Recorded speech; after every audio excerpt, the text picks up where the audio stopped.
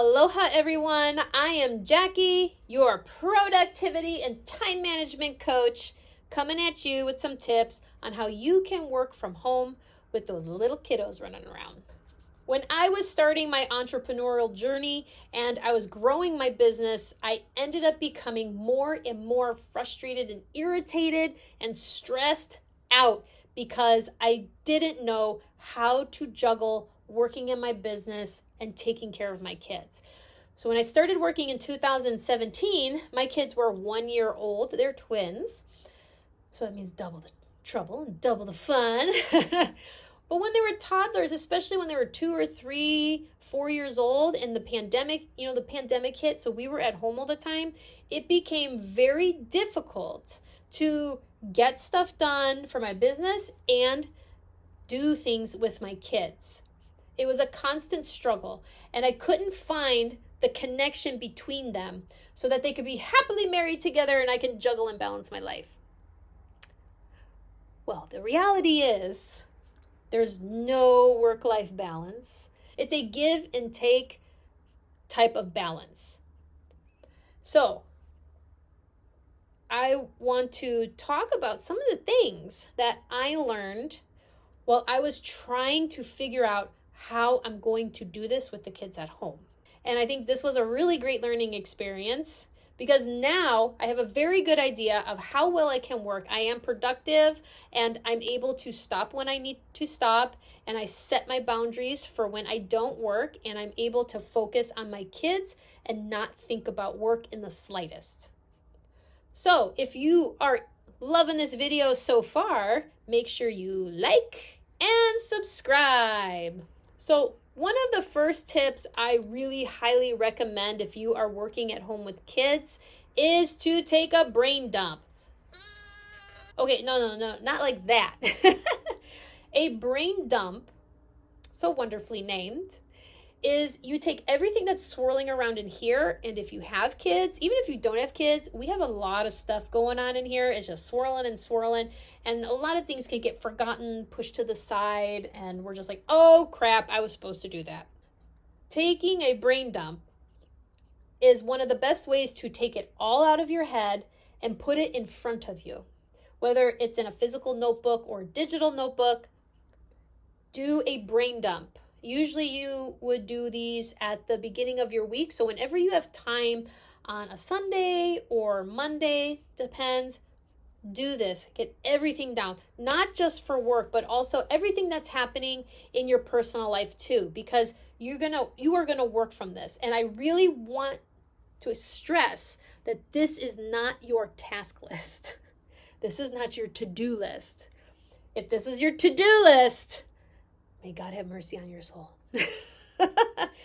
No, this is a brain dump. This is getting everything out of our head so we are able to go to the next step, which is create the to-do list. So please keep that in mind as you're doing this, and do not feel overwhelmed in the slightest. I know when we look at it, we're going to be like, oh my God, I have so much to do. How am I going to get this?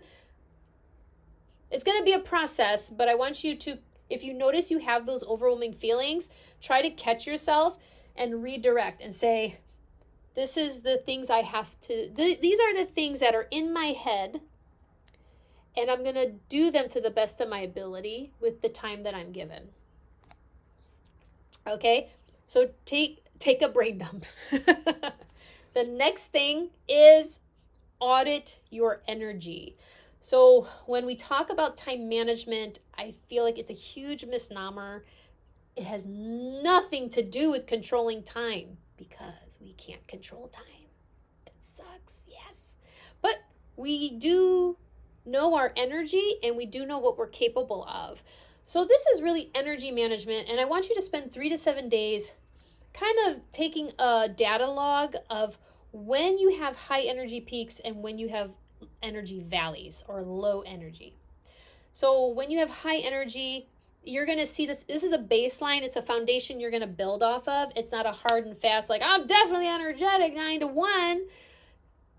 Our energy is going to change day to day, week to week.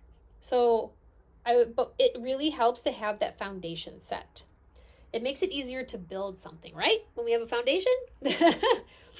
And if you have kids, think of it like the Lego plate that you build the houses on. They stand much better when you have that foundation. So audit your energy, because this is going to be the game changer, I swear, in your business and personal life, is knowing your energy capacity foundations. Now, this next one, this may take some time to implement, but it's learning to be okay with the uncomfortable.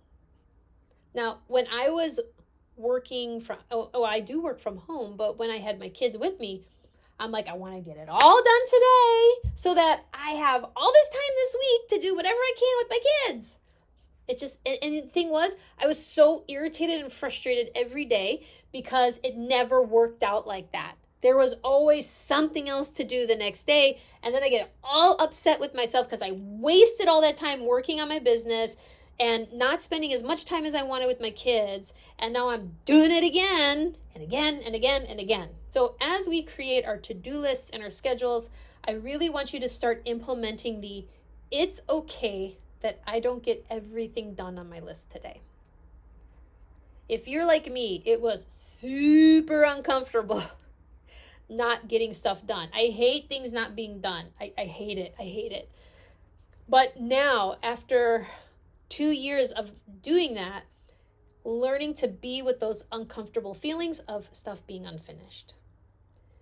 This is another game changer thing, is that our capacity varies each day. So we're not gonna, some days we may get more than we planned done. Other days we may get absolutely nothing done, but we just have to be like, that's okay, because I did my best to the best of my ability. And I really want you to remember that. So here are some scheduling tips for you.